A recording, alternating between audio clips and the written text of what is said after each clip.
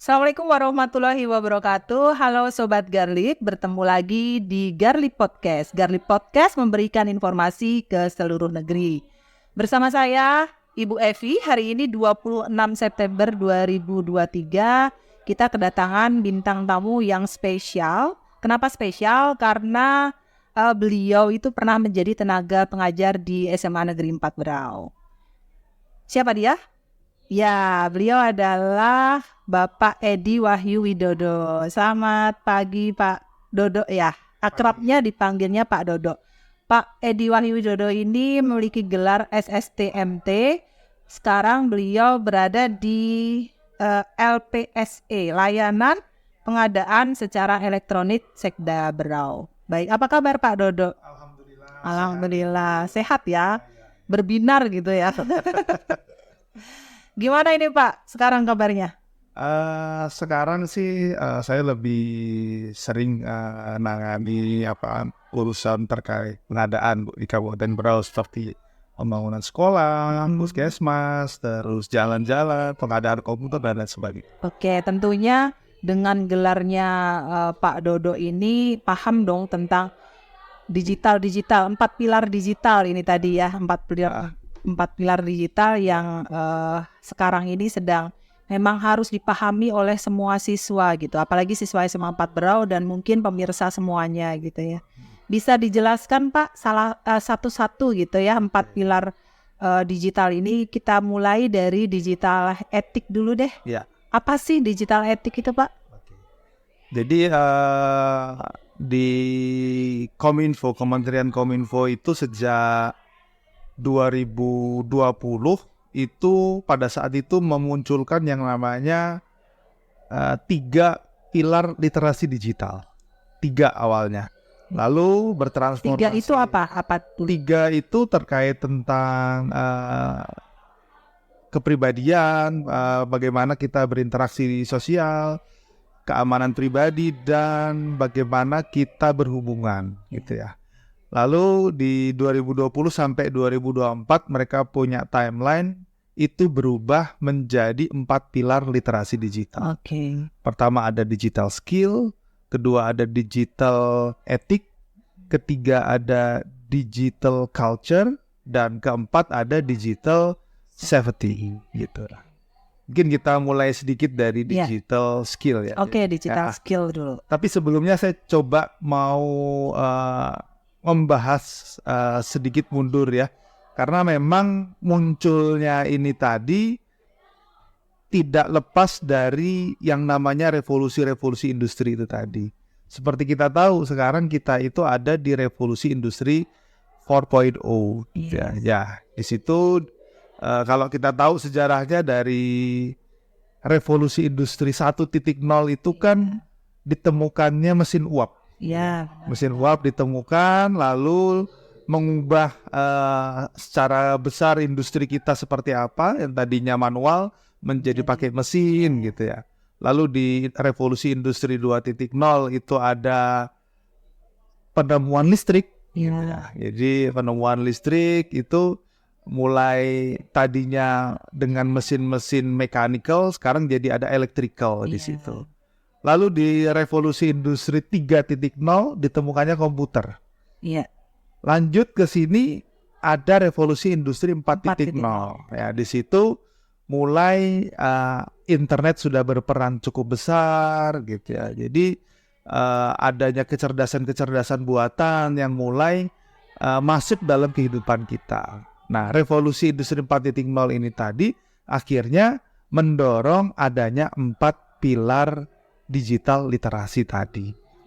Nah, di situ ya banyak hal yang akhirnya kita pelajari dan mengubah hidup kita gitu ya. Jadi karena nanti banyak sudah kehidupan kita ini menggunakan teknologi, sehingga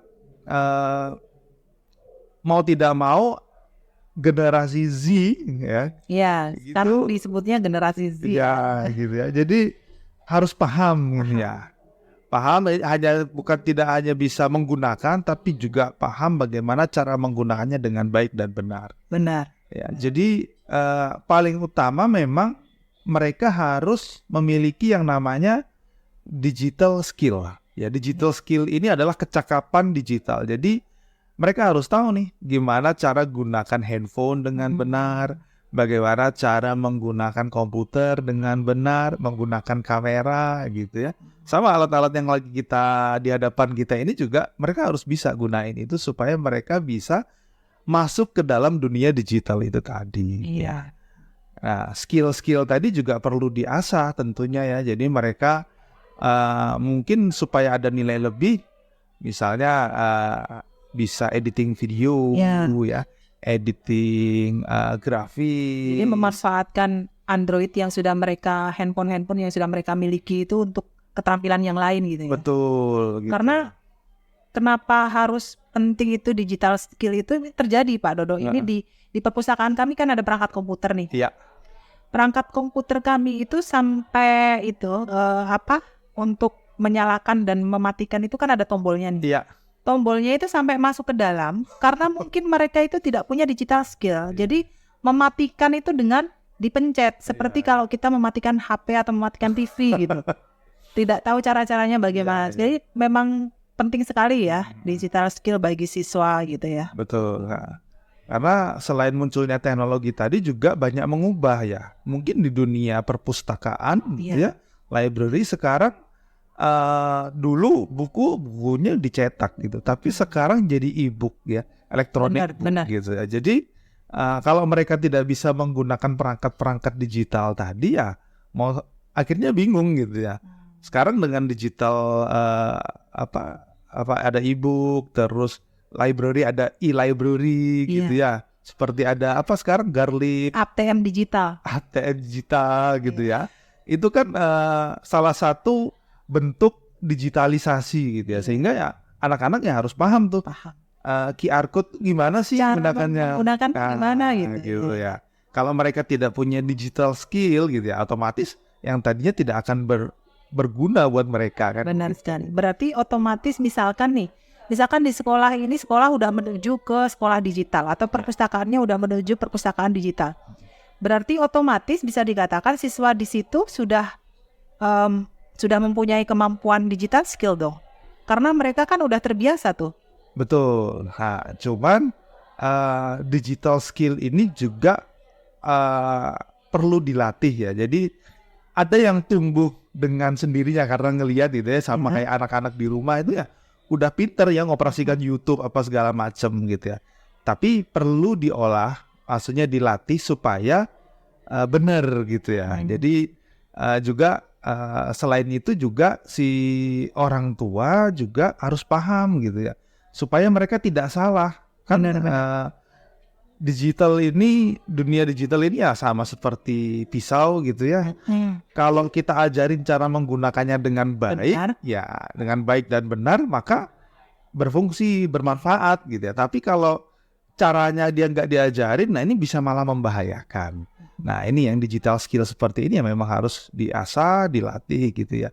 Jadi bukan tumbuh secara otodidak gitu. Ya, tapi perlu ada. Ya. Salah satunya di sini ada ini ekstrakurikuler apa bahasa Fir? Kreativitas digital itu masuk ya? Ya.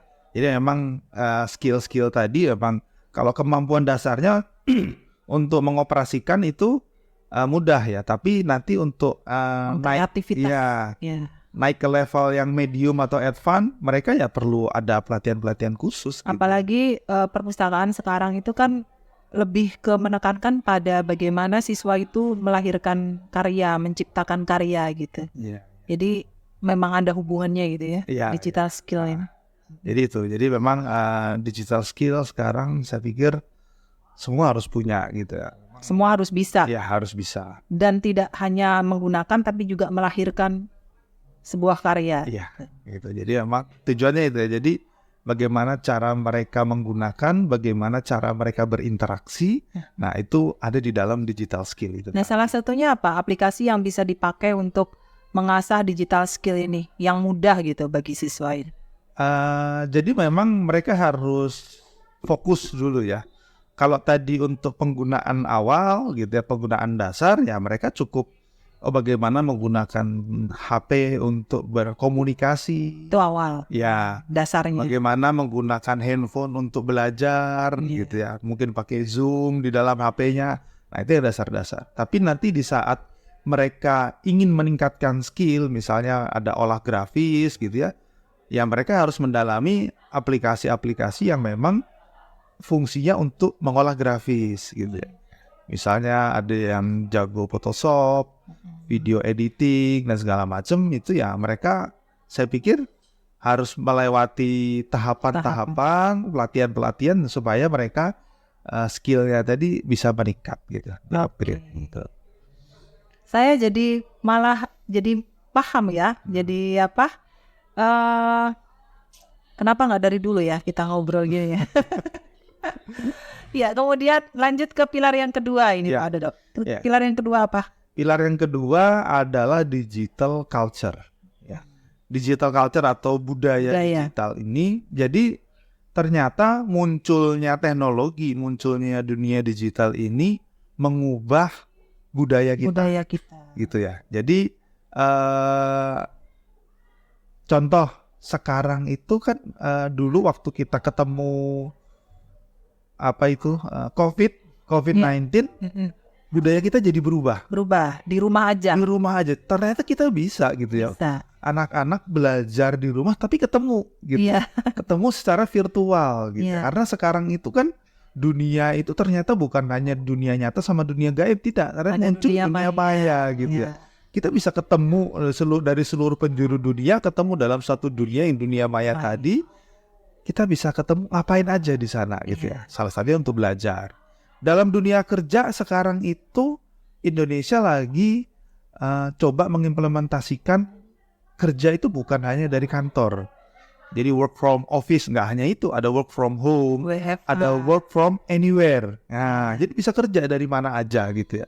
Nah, ini yang mengubah budaya kita. Budaya kita untuk berkomunikasi gitu ya. Yang tadinya harus ketemu langsung, sekarang bisa by phone, hanya dengan suara, atau juga dengan video, atau juga dengan munculnya media sosial seperti Facebook, Instagram, dan lain sebagainya, itu juga mengubah budaya. Gitu ya. Kalau dulu menjalin silaturahmi itu harus datang ke rumah gitu, terus ketemuan di mana gitu. Kalau sekarang budayanya udah bisa video call aja udah bisa ketemu silaturahmi gitu ya. Jadi memang budaya-budaya ini tadi kalau dulu dicetuskan sama Jepang. Jadi selain revolusi industri 4.0, ada namanya era society 5.0. Jadi masyarakat 5.0. Oh, sudah 5.0. Ada, ya, masyarakat 5.0. Kalau tadi revolusi industri itu lebih kepada teknologinya, alat-alatnya, tapi kalau society 5.0 ini lebih kepada manusianya, gitu ya. Nah, itu sudah dicetuskan sama Jepang. Dan sekarang coba kalau teman-teman googling gitu ya, itu ada namanya Society 5.0. Itu lebih ya bagaimana memanfaatkan dunia digital untuk mempermudah kehidupan kita sekarang gitu ya. Jadi budaya, akhirnya banyak budaya yang berubah. Ya, tadi contoh juga kalau kita kembali ke digital skill, belanja itu harus di pasar, harus di minimarket. Sekarang dengan handphone kita bisa belanja, gitu. Bisa ngabisin duit. Gitu. Nah, dari situ juga kita jadi tahu ya, oh ternyata di dunia maya itu ada uang juga gitu ya. Nah, jadi orang yang tadinya dagangnya offline sekarang jadi online gitu ya. Nah, sekarang dampak yang dirasakan kayak apa itu dari digital skill sama digital culture yang sudah terjadi sekarang ini? Ya, ternyata baru-baru ini karena terbukanya luas tadi di Indonesia, kalau kita lihat di berita-berita itu pedagang di Tanah Abang pada teriak gitu ya. Benar-benar. Mereka, saya nggak tahu ya apakah mereka yang tidak bisa bersaing, tidak punya digital skill, atau karena tadi pasarnya begitu terbuka sehingga dunia bisnis ini kan kadang saling makan ya gitu ya, saling menindas dan segala macam lah di situ ya. Jadi mereka yang tidak begitu kuat, jadi bisa tergerus dengan itu tadi ya. Apalagi yang katanya sih karena artis-artis yang masuk gitu ya, artis-artis yang sudah punya digital skill, sudah punya follower ikutan gitu, jualan sembako, jualan gitu. Jadi ternyata ada ancaman juga gitu dari budayanya yang tadinya jualan harus di pasar, jualan harus di punya tempat, sekarang nggak perlu. Sekarang kita mau pesan makanan dengan aplikasi juga langsung nyampe. Ya, itu budaya kita keluar rumah udah langsung dianterin ke rumah gitu. Jadi harusnya memang kita ngikutin perkembangan zaman gitu. Kalau zamannya sekarang itu harus serba digital, ya kita harus ngikutin, harus belajar punya digital skill supaya apa? Ya supaya tidak tergerus itu tadi. Jadi memang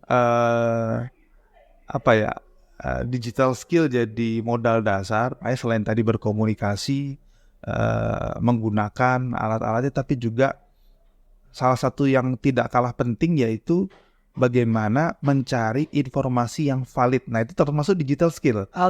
Informasi yang valid di internet. Karena sekarang itu kita di era tsunami informasi. Nah, tsunami informasi ini kalau dulu kita cari informasi itu susah gitu. Sekarang banyak banget. Kalau kita ibaratkan dulu kita cari mata air itu susah sekali. Tapi sekarang ini banjir. Sehingga malah tantangannya adalah mana informasi yang benar, mana informasi yang valid. Nah, ini yang perlu ditanamkan juga kepada generasi-generasi Z tadi, generasi milenial. Mungkin juga masih banyak yang tidak mempunyai kemampuan untuk membedakan itu tadi, informasi-informasi yang valid sama yang hoax. Jadi budaya, nah kadang juga dengan munculnya sosial media kita lihat muncul macam-macam ya. Apakah di situ jadi tata keramanya berkurang gitu. Saya juga masih bingung ya antara ini apakah sesuatu yang terpendam terus tiba-tiba ada teknologi jadi bisa tersampaikan gitu, atau ini tadi yang merubah budayanya yang tadinya sopan jadi tidak sopan gitu ya. Nah, ini tapi tetap anak-anak jadi apalagi anak SMA yang mungkin mau kuliah, saya pikir digital etik tuh harus ditanam. Selain tadi yang seperti itu, kita masih di digital culture. Kita masih digital culture. Nah, sekarang tadi sudah nyinggung nih digital etik nih. Nah, digital etik sendiri itu gimana? Jadi kalau digital etik ini lebih kepada etika kita di dalam dunia digital. Mungkin kalau bahasa kerennya itu mereka sering menyebutnya dengan istilah netiquette gitu ya. Netiquette itu adalah etika dalam bersosialisasi di dalam dunia digital. Contoh, 1, tidak menyebarkan hoax. 2, tidak hate speech gitu ya, ujaran kebencian dan segala macam. Mungkin pengguna digital media perlu diberitahu bahwa ancaman hukuman di dalam hate speech atau dalam dunia digital itu sangat tinggi gitu ya. Ada undang-undangnya. Undang-undang ITE itu ancaman paling rendah hukumannya itu 6 tahun. Nah, itu jadi kadang cuma ngomong apa begitu ya sehingga jadi bola salju membesar viral kemana-mana. Nah, ini jadi berbahaya. Kekerasan verbal gitu ya. Misalkan menghina fisik gitu termasuk. Kamu kok gendut sih gitu. Kalau misalkan dia nggak terima bisa ya. Gitu. Jadi di dalam digital etik seperti itu ya. Jadi anak-anak harus ditanemin tuh gimana cara berinteraksi dan segala macam. Jadi sebelum posting tuh mungkin ada beberapa checklist pertanyaan yang harus dilewatin gitu ya. Misalnya apakah saya menyinggung agama orang ya? Apakah saya menyinggung pilihan politik orang gitu ya. Kalau dulu itu ada pepatah itu mulutmu harimaumu. Kalau sekarang karena budaya ini tadi jadi jarimu harimaumu gitu ya. Jadi ketika berkomentar pun kan bisa. Betul. Sekarang kan itu tadi ya, jangankan komentar ya, ketawa aja bisa diketik kan gitu, Bu. Iya. Hehehe, dia udah berubah gitu. Jadi, nah ini kalau kita lihat kasus-kasus di Indonesia juga banyak yang diawali dari dunia digital malahan. Iya. Dari dunia digital viral, lalu mereka jadi bermasalah di kemudian hari gitu ya. Banyak kok yang udah dapat hukuman, itu udah vonis segala macam. Nah, itu tadi karena secara etikanya dia yang mungkin kurang belajar ya. Iya, gitu ya. iya. Kurang memiliki kemampuan dalam digital etik gitu. Makanya kan kita perlu siar begini, memberitahukan kepada masyarakat, memberitahukan kepada siswa-siswa supaya kita memahami dulu nih 4 pilar digital ini apa aja, terus apa kita harus bersikap bagaimana tentang 4 pilar ini. Terus kalau digital etik ini kan kalau dampaknya baik ya dia misalkan nih kita terlihat di media sosial itu sopan. Apa-apa sopan itu nanti pasti tersorot nih jejak digitalnya dia. Katanya nih Pak Dodo, misalkan kita mau melamar pekerjaan sekarang, itu dilihat jejak digitalnya di media sosial itu. Betul gak kayak gitu? Jadi ini hubungannya dengan digital etik gitu? Ya, jadi memang dari HR ya, human resource biasanya rekrutmen dari perusahaan-perusahaan, selain dari seleksi administrasi, kualifikasi gitu ya, setelah mereka masuk di misalnya 10 besar untuk yang mau direkrut, pasti biasanya si HR itu akan melakukan penelusuran ya. Paling mudah gitu ya. Makanya di saat kita lihat akun sosial medianya, oh ternyata dia ini jadi kelihatan gitu ya. Iya. Sesuatu yang mungkin dia manis di depan kita, ternyata di dunia maya dia harimau gitu ya. Suka rekam sana kemari, suka melakukan ujaran kebencian. Nah ini pasti akan sangat berpengaruh ya. Berpengaruh terhadap nanti dia karirnya ke depan. Bukan hanya itu, mungkin teman-teman SMA, SMK yang mau kuliah atau magang misalkan. Magang gitu ya. Karena di kita kan kalau nggak salah ada beasiswa LPDP ya dari Kementerian Keuangan tuh. Mereka juga akan melakukan penelusuran digital. Nah, kalau ternyata jelek itu biasanya langsung di-cut. Nggak akan dapat, nggak akan bisa lanjut tuh. Hanya karena itu tadi. Mereka nulis kata-kata yang tidak pas gitu ya. Nah selain tadi ada hate speech, ada hoax, ada juga terkait copyright.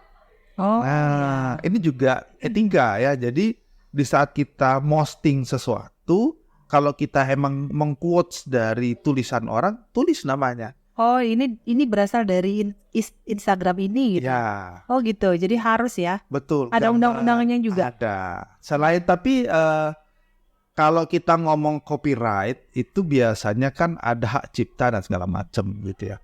Kalau memang itu didaftarkan, itu akan bisa dituntut gitu ya. Tapi yang ini kita lebih kepada etika tadi ya. Etika ini kan kadang tidak tertulis ya. Tapi jadi kesepakatan bersama gitu. Nah, jadi kita posting gambar hasil kameranya orang lain ya, kalau bisa disertakan tuh dari mana sumbernya segala macam. Nah, ini yang kadang teman-teman tidak begitu aware ya. Juga e-book. Nah, jadi kalau dulu buku itu kan kita membajak buku itu dengan mengcopy, hard copy gitu ya. Lah sekarang e-book yang tidak gratis itu kira-kira boleh nggak di-share gitu ya? Saya kirim ke A ke B lah. Jadi jualan tadi kan jadi nggak jualan lagi tuh karena kita udah menyebarkan. Udah punya yang e-booknya yang gratis ini. Jadi hak cipta saya pikir jadi hal yang krusial ya di Indonesia. Karena banyak dari kita yang belum memahami atau sadar akan hal itu. Kalau dulu mungkin handphone kita dipenuhi dengan MP3. Nah saya yakin kita nggak pernah beli tuh MP3. Nggak pernah ya. Taunya kirim. Akhirnya dapat banyak. Ya. Juga teman-teman juga harus paham ya bagaimana nge-share ulang gitu. Kalau di Twitter mungkin retweet. Kalau di HP WhatsApp mungkin di forward dan di share ke. Kadang kita itu merasa senang di saat kita tahu informasi lebih dulu. Tanpa mengecek bener enggaknya informasi Benar, itu, benar. tanpa mengecek bagus enggaknya di saat di-share. Itu tadi ada orang kecelakaan dengan kan ada etika dalam Nge-share. nge-share gitu ya, dalam wartawan aja kan biasanya. Wartawan aja di-blur. Iya. Kita tuh udah videonya orang apa segala macam udah kita share gitu. Iya. Dengan senang meskipun pesannya adalah jangan diikutin atau apa, tapi kan jadi gambarnya Jadi tidak terlihat, layak. jadi terlihat gitu ya. ya. Dan ya keluarga sendiri kan bisa nggak berkenan gitu. Iya, Akan itu. seperti itu. Jadi Itu masuknya di apa ini? etika. Masih etika. Oh iya, masih etika. Jadi etika yang seperti itu yang nggak pas ya. Jadi memang teman-teman kadang itu tadi dia ngerasa seneng di saat dia dianggap sebagai orang yang tahu Orang yang tahu pertama. pertama. Ya. Gitu. Di-share Ya kalau orang-orang. misalkan itu beritanya benar, Mm-mm. kalau tidak benar kan masuknya ke hoax. Betul. Oh gitu. Ya. Jadi harus hati-hati juga gitu. Nah, Etika di kita. Terus yang keempat ini keempat ada yang namanya digital safety. safety. Jadi dalam dunia digital ini kita juga harus mikir yang namanya keamanan ya, keamanan digital. Karena mungkin sekarang sudah mulai bergeser ya kejahatan itu ya. Mungkin dulu orang nodong pisau apa gitu ya. Sekarang tanpa nodong pisau, tanpa bersentuhan, uang kita bisa hilang gitu. Iya. Kita bisa ketipu gitu kan, suruh transfer pulsa dan segala macam. Nah, ini Jadi kalau dulu ada rampok bisa kita lihat, sekarang rampoknya gaib gitu. betul gitu. Jadi kayak apa itu Ah. untuk menghindari hal-hal yang digital safety ini? Ya, jadi mungkin kalau saya awal mulanya adalah terkait dengan password ya. Manusia itu rata-rata biasanya kita itu menggunakan satu password untuk semua. Gitu Saya ya. itu. Oh gitu ya. Misalnya apa ya, paling banyak di kamus password yang paling sering ditebak salah satunya adalah kata bismillah. Oh iya, Itu iya. Banyak sekali banyak ya. sekali loh. Nah, di Indonesia banyak sekali password dengan menggunakan kata bismillah. Bismillah. Gitu. Jadi banyak sekali yang menggunakan. Nah, jadi kita Yang bagus apa? Yang bagus bagaimana perpaduannya gitu? ya Supaya perpaduannya ada kombinasi huruf besar dan huruf kecil. Terdiri dari minimal 12 karakter. Gitu ya. Lebih bagus. Setelah itu ada kombinasi angka. Dan ada kombinasi karakter khusus. Ya, misalkan pagar. betul. Oh Seperti gitu ya. itu. Lah itu kalau lupa lo repot. Nah, jadi kita bisa melakukan kodifikasi dalam diri kita sendiri. Contoh, misalnya Bu Evi mau kasih passwordnya SMA 4 gitu ya. Itu kan SMA 4 itu kita kasih S-nya besar, MA-nya kecil, 4 berau. Nanti Ibu punya kodifikasi di ujung sendiri. Misalnya @pagar. Nah, jadi semuanya sama. Nanti apapun itu kasih misalnya belakangnya @pagar. Nah, jadi itu jadi kodifikasi kita sendiri gitu supaya kita mudah mengingat. Pertama itu. Kedua, kita juga sebenarnya harus melakukan ganti password periodically gitu ya. Sebulan sekali misalnya kita. Jadi jangan Sebaiknya berapa bulan sekali? sebulan sekali udah cukup baik lah ya. Sudah pelupa, itu belum hafal yang password pertama, suruh ganti lagi. Memang untuk safety itu agak susah ya, ribet ya, tapi betul. bagus. Ya, jadi memang selalu yang namanya keamanan itu berbanding terbalik dengan kenyamanan. Bener. Ya, sama di saat kita punya rumah, supaya rumah kita aman, kamar kita aman, pagar digembok, pintu depan digembok, ya kan? Kamar digembok. Jadi kalau maling mau masuk tuh berapa gembok yang harus dilewatin. Tapi sama juga kita, di saat kita di depan rumah mau pipis, ya kan? WC-nya di dalam kamar, berapa gembok itu yang harus kita beritakan begitu. Jadi memang selalu berbanding terbalik gitu ya, antara keamanan dengan kenyamanan. Jadi apalagi tadi ya, kalau hacker yang memang tujuannya mencuri informasi dari kita, dia tidak akan mengubah apa-apa. Ya, jadi kita merasa tidak sedang diintip gitu ya. Tapi itu tadi dia bisa. Jadi dengan kita menggunakan membiasakan diri mengubah password, otomatis itu tadi kalau dia misalnya bisa login ke WhatsApp kita, cuman sebulan tuh dia bisa ya. Tapi bulan depan sudah nggak bisa, dia harus berusaha lagi. Ya, jadi selain itu juga sekarang itu ada namanya 2FA, Two Factor Authentication. Itu apa itu, Pak? Ya, contoh paling gampang itu Bu adalah PIN dan ATM. Oh iya. Nah, itu adalah two factor authentication. Tapi Jadi kalau PIN ATM itu kan nggak bisa kalau kita untuk password email atau password yang itu kan bisa banyak ya. ya, Tapi kalau ATM itu kan betul. udah ditentukan gitu. 6 Itu kayak apa itu? angka gitu ya. Ya, maksudnya two factor authentication ini dia harus punya keduanya supaya bisa masuk. Jadi itu tadi, ATM kita hilang nggak apa-apa, gitu. Karena dia nggak punya PIN kita.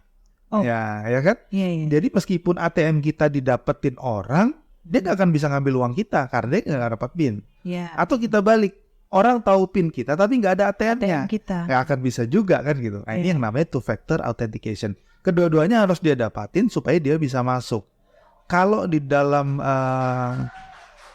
aplikasi-aplikasi kita itu bisa, misalnya WhatsApp gitu ya, itu bisa. Jadi selain atau kita punya akun bank, gitu ya, Bank Kaltintara gitu ya, kan harus ada, misalnya kita pakai nanti pakai kode yang dikirimkan ke SMS. Nah, itu kalau kita mau transfer dengan yang dulu aplikasi gitu ya di Bank Kaltim misalnya, kita bisa dulu ada harus OTP ya gitu. OTP itu tadi ya, one time password. Jadi password yang hanya bisa digunakan satu kali.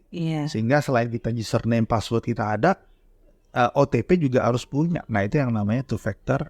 Itu salah satu safety-nya gitu ya. Begitu. Nah, itu keamanan yang pertama terkait digital safety. Kedua, yang paling sering adalah membagikan informasi kepada orang-orang. Ya, kadang kita seneng gitu ya, entah ngerasa apa gitu. Oh, lagi di mana gitu ya, lagi makan gitu. Contoh misalnya Bu Evi lagi update makan di mana gitu ya. Oh, sekeluargaan gitu ya. Ada orang yang berniat buruk gitu ya. Oh, itu secara tidak langsung ya. Oh, ini baru nih, apalagi misalnya misalkan lagi keluar kota nih. Keluar kota. Oh, berarti rumahnya kosong kan begitu. Nah, ini jadi berbahaya. Iya, benar. Jadi kadang apalagi kita tidak membatasi pertemanan kita.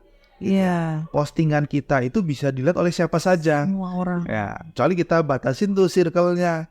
Oh, hanya teman-teman, misalnya teman-teman yang dipercaya gitu ya.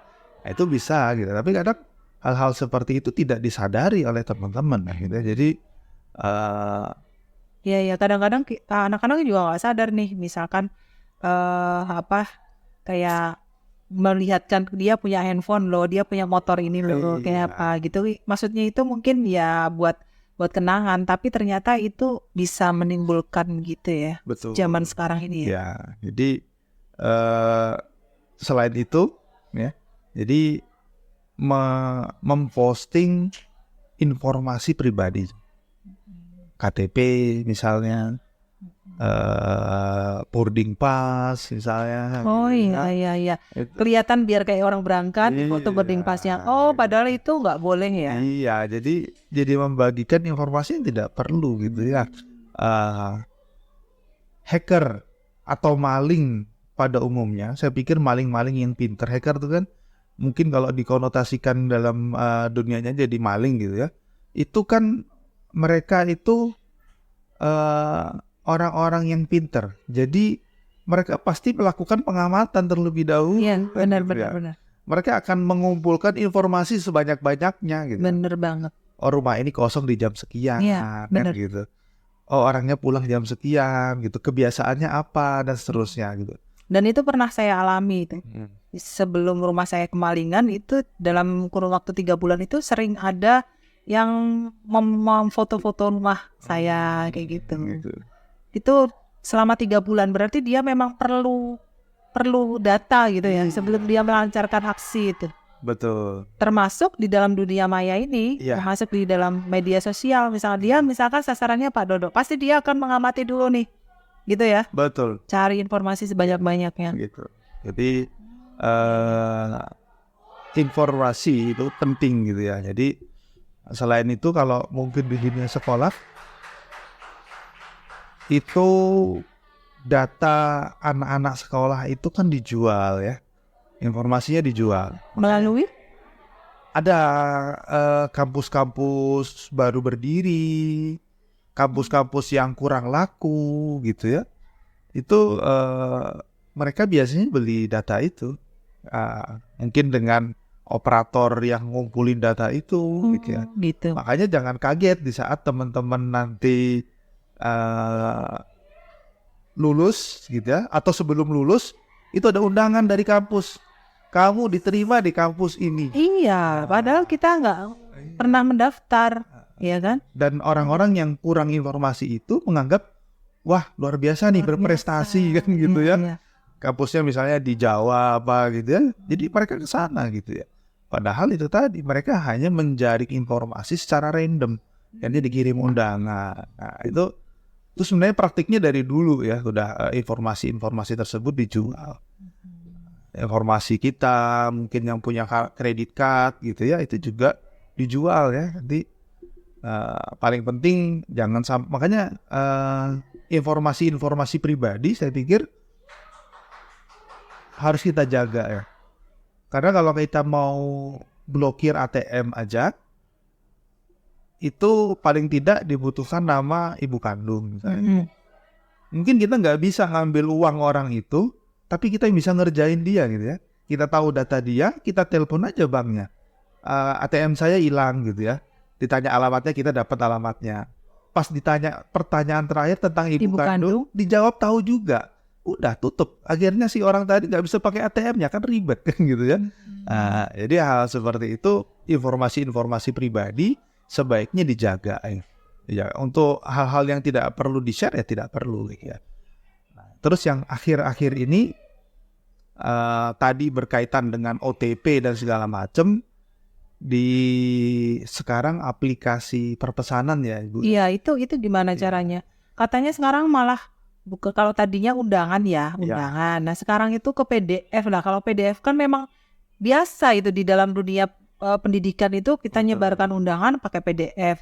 Informasi apa pakai PDF gitu. Betul. Jadi caranya gimana itu? Ya, jadi memang di dalam aplikasi perpesanan sekarang ada full ya, ada lubang yang celah yang dimanfaatkan oleh para hacker yang tidak bertanggung jawab ini tadi.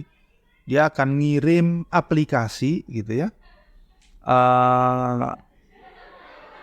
yang dianggap dokumen, baik itu nanti berupa undangan pernikahan, surat tilang, sekarang juga ada pesan suara, macam-macam gitu ya. Itu dia kirim supaya kita membuka. Padahal itu virus gitu, virus yang di saat kita klik buka, maka dia akan menjalankan program tertentu yang mana program tadi akan bisa mengambil alih isi dari HP kita. WhatsApp kita diambil, mungkin kalau ada akun-akun bank bisa diambil gitu ya. Ini misalkan Pak Dodo, itu kan ada pengaturan di WhatsApp itu yang langsung bisa mengunduh. Nah itu gimana itu? Kalau udah terlanjur kan, kalau misalkan pengaturannya itu mengunduh secara otomatis, berarti termasuk yang PDF itu kan terbuka. Betul. Bahaya banget dong. Ya, jadi berbeda antara mengunduh dengan membuka. Oh gitu. Ya, jadi kalau ngunduh saja tidak masalah gitu ya. Asal jangan dibuka. Gitu. Jadi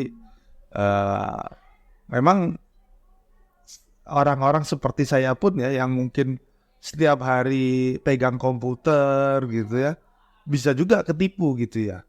Paling gampang sih kalau memang dia bukan teman kita dan ngirimin, jadi nomornya tidak dikenal, ngirimin file-file tadi ya, saran saya jangan dibuka gitu ya.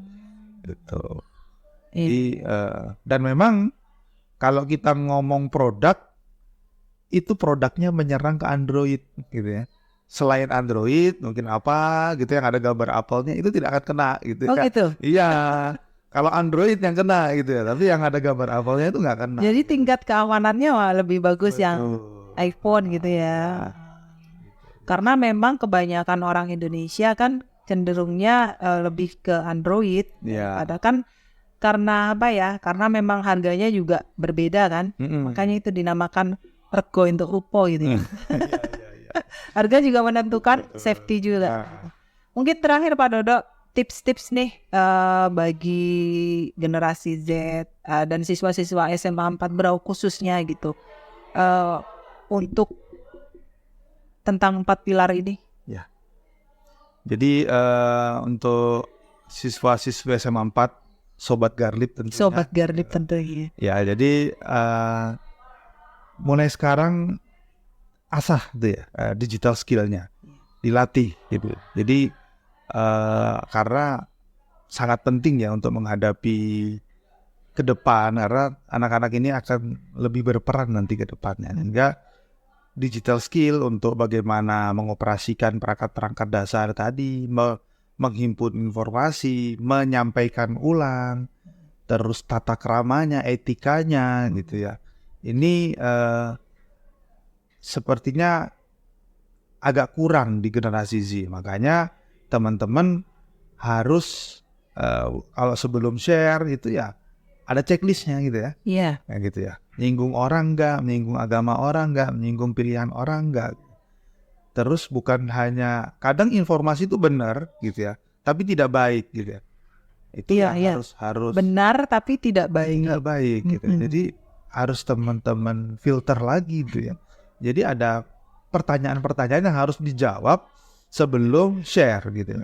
Itu terkait bagaimana supaya aman gitu ya. Terus juga tadi digital skill harus macam-macam ya. Jadi bukan hanya kemampuan dasar, tapi tingkatkan. Karena orang yang punya nilai plus itu ya memang barang siapa yang berbuat lebih itu akan mendapat lebih gitu. Yeah. Jadi mereka harus ekstra ya, bukan hanya bagaimana nge-share, tapi juga bagaimana misalnya olah grafisnya. Yeah. Ya, jadi supaya video itu keren, supaya engagementnya bisa naik. Ini kan perlu diolah ya. Jadi kalau itu mungkin untuk sekarang kayaknya mata pelajaran TIK muncul lagi ya. Muncul lagi. Kalau dulu sempat hilang gitu ya. Dulu sempat hilang. Memang sangat diperlukan banget untuk generasi sekarang ini gitu. Jangan sampai dihilangkan. Betul. Alhamdulillah udah muncul lagi Pak. Nah itu saya pikir ya harus serius di situ ya. Kalau dulu ngelamar pekerjaan itu dengan bisa Word, Excel, sekarang harusnya itu udah jadi kemampuan dasar ya, tidak perlu ditampilkan lagi dalam CV. Iya. Hingga jadi tantangan juga buat teman-teman yang mengajar di dalam TIK itu ya, apa sih yang kebutuhan yang sangat relevan dengan sekarang? Dunia sekarang yang dibutuhkan itu apa? Ya, karena teknologi ini cepat sekali ya, dia rapid, jadi cepat banget dia. Hari ini handphone kita mungkin seri terbaru, tapi sebulan kemudian udah bukan lagi gitu ya. Yeah. Jadi harus update gitu ya, up to date terhadap informasi. Itu yang harus teman-teman jaga. Dan terkait keamanan itu tadi ya, hindari berinteraksi dengan orang-orang yang tidak dikenal. Oke. Hindari itu. Jadi kalau memang nomornya tidak dikenal, saya pikir perlu dicek dulu. Kalau saya promosi aplikasi itu namanya ada aplikasi Get Contact. Oke. Iya. Di Get Contact itu kan kalau sebelum nelpon apa kita bisa cari itu namanya. Ini siapa? Saya itu gara-gara aplikasi itu saya jadi ketemu sama orang waktu itu yang mau nipu jualan gas. Oh gitu. Jadi saya lihat di Get Contact itu, oh ternyata penipu nih, udah banyak orang yang ketipu. Di situ ada. Jadi teman-teman bisa ngecek dulu tuh. Siapa? Kalau ada nomor yang tidak dikenal ya, itu bisa ketahuan di situ. Betul. Terkait etika, ini saya juga di kantor saya juga membina beberapa anak-anak PKL. Ada yang dari UMKT, ada yang dari Polnes, ada yang dari SMK. Itu kadang ada yang mungkin belum belajar gitu ya. Jadi tiba-tiba telepon gitu ya. Kadang kita lagi rapat gitu ya, bukan kita gitu ya. Saya pikir etikanya. Jadi kalau teman-teman sobat garlic gitu ya, kalau mau ngubungin gurunya, saya pikir WA dulu gitu. Bu boleh telepon, Pak boleh telepon gitu ya. Nah itu akan sangat baik buat mereka ya. Jadi tahu bagaimana ini, apalagi di luar jam sekolah. Termasuk ini Pak Dodo. Jadi ada kayak model kalau kita mau WA-an dengan guru, dengan WA-an dengan teman, itu kan harusnya berbeda. Itu digital etik juga kan. Misalkan harus wassalamualaikum dulu, salam dulu, kemudian memperkenalkan. Kan tidak semua guru itu menyimpan semua nomor siswa. Jadi harus memperkenalkan diri dulu gitu ya. Itu termasuk digital etiknya seperti itu gitu ya. Iya. Jadi memang itu harus dibangun dulu ya. Jadi kalau digital etik itu tidak terlepas juga dengan tata krama kita sehari-hari. Adabnya sehari-hari. Jadi memang ada self disiplin ya. Jadi emang dari dalam supaya nanti terbentuk di situ. Dan kalau yang belum terbentuk, yang mau tidak mau harus kita ajar, kita sampaikan gitu. Supaya itu tadi, karena kalau teman-teman mulai sekarang ngubungin guru itu sudah kurang beretika, nanti di saat di kampus lebih susah gitu kan. Benar. Gitu ya. Jadi buliannya yang lain tuh malahan nanti ya gitu. Mungkin itu Bu. Oke, terima kasih banget, ini banyak informasi yang kita dapatkan dari Pak Dodo ini ya tentang 4 pilar digital ini. Saya sendiri yang di sini menemani Pak Dodo aja jadi paham, jadi banyak informasi yang kita tahu gitu. Mudah-mudahan informasi yang kita dapatkan hari ini bisa memberikan manfaat, bisa memberikan inspirasi buat semua dan bisa menerapkannya di dunia nyata. Terima kasih, sampai bertemu di Garli Podcast selanjutnya. Assalamualaikum warahmatullahi wabarakatuh. Waalaikumsalam warahmatullahi wabarakatuh.